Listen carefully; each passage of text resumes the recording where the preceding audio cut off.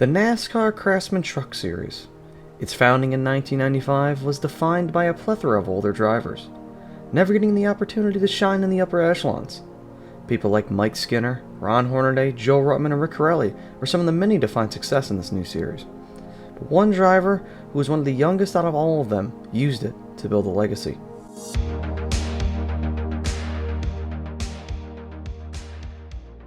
Jack Sprague, born August 8, 1964 in Spring Lake, Michigan. At a young age, Sprague took an interest in mechanics.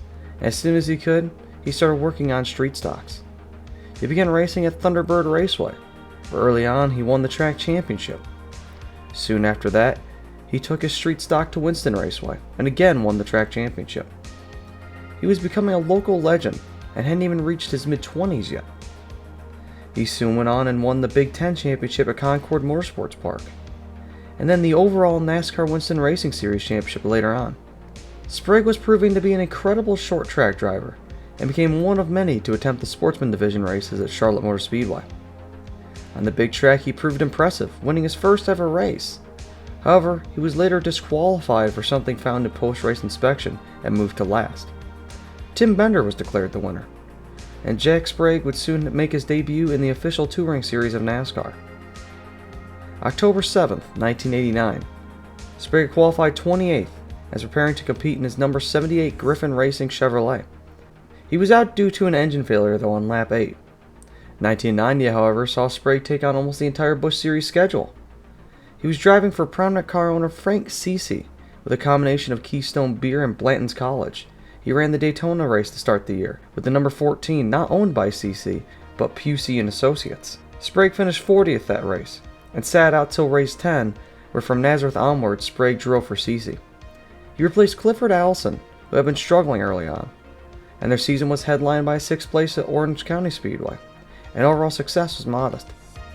Sprague was let go in 1991 for Todd Bodine, to which he hovered back down to lower divisions. He still ran Busch, however, part-time, in a car sponsored by Staff America and owned by Fred Turner. The 48 team qualified second at Daytona.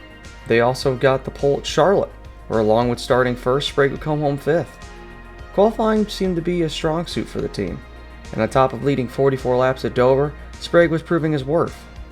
In 1992, Sprague and Turner nearly ran half the season, with similar results. In 1993, Jack was offered the Bill Baumgartner 74 car, which he was released from with 8 races left in the season. His performance was modest, but still not top level. 1994 saw Sprague step away from Busch competition, only attempting the Daytona race in February with Jack Ingram as an owner. They DQ'd. Jack seemed to be destined for lower division obscurity at this point.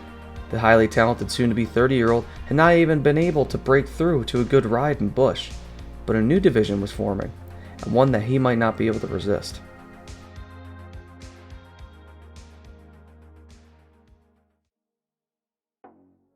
Bruce Griffin had an offer for Jack: run the inaugural season of Craftsman Truck Series racing in his number 31 ride. Jack took the offer and headed out west to Phoenix. The first 2 races together saw a 6th and 5th place finish. After a 14th at Saugus and a 23rd at Evergreen, Sprague ran incredibly consistent with 6 top 10s. He ended the streak with a 28th at IRP, but was soon offered a jaw-dropping opportunity. Rick Hendrick, who had been one of many Cup drivers running a truck, offered Jack a full-time truck opportunity in his 25. Starting from race 14 onwards at Flemington Speedway, the 25 was his. Sprague headlined his first visit to North Wilkesboro by leading 42 laps, eventually finishing 4th. He headed into 1996 and was switched to the number 24, and instantly the pair meshed. A 2nd place at Homestead, the first win for Sprague at Phoenix after leading 151 laps, and officially the points leader through 2 races. Through the first 10, Sprague still found himself the points leader, with 3 wins now, and a worse finish of just 12th. He did go on to win the last 2 races of that season as well, for a total of 5 on the year, but was outpaced by NASCAR Hall of Famer Ron Hornaday. 1997 started off somewhat rough compared to 1996, but after another victory at Phoenix, the team was placed 2nd in points. Sprague held 2nd in points, roughly 50 back, for nearly half the season. It wasn't until a Thursday night IRP where Sprague would get 2nd, and the points leader Rich Bickle 10th, that he would finally gain the points lead. Sprague opened his points lead up to 35 after a win at Nashville, and a 16th for Bickle at Watkins Glen dunked him 85 back from the 24. Sprague would lock up his championship one race early after a late season crumble from Bickle. After a decade of fighting, Jack Sprague had finally won a National Touring Championship. He carried the tunnel momentum to an insane 12 top 10s to start off 1998.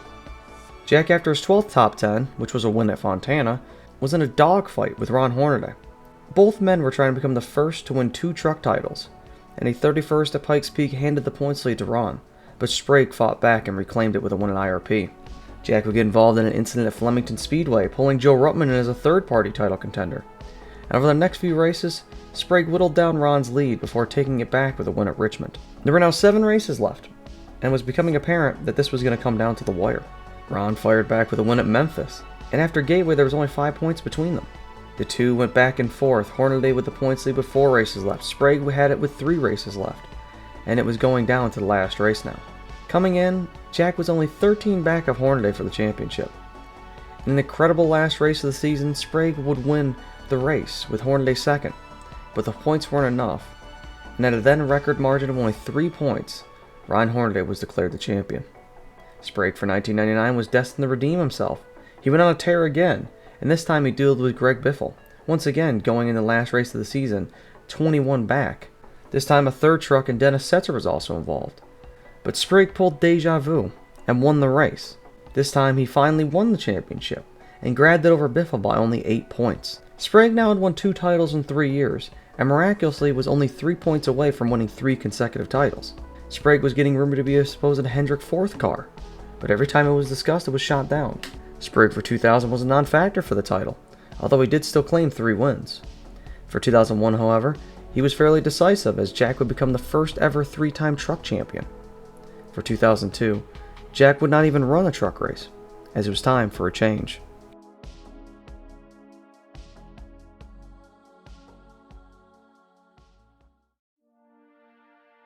Hendrick moved him up to the 24 Xfinity car, where Jack ran modest. He led the points after the first 11 races before a 26th at Nazareth. He fought back to the championship lead with his first win in the Busch race at Nashville.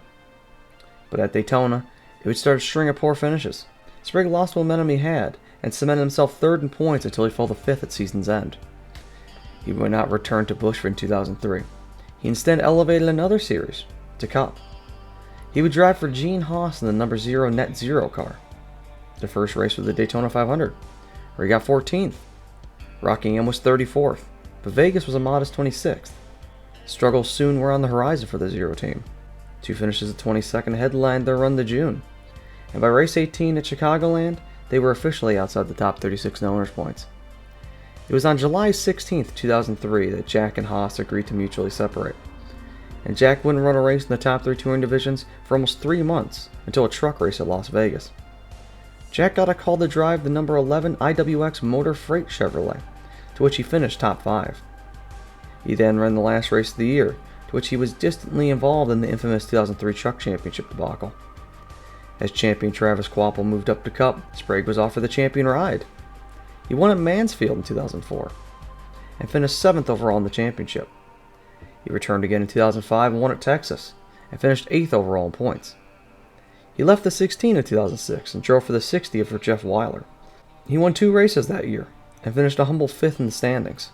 He stayed with Weiler for 2007, and pulled off triumph at his first race of the year at Daytona. Overall, he finished 9th in points, and that lone win at the Superspeedway was Jack's last career truck victory.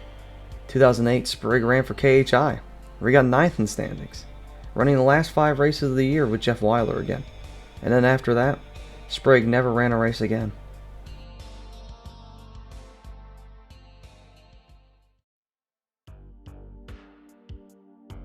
As we pass to the year 2022, very little is heard about Jack Sprague and his incredible truck career.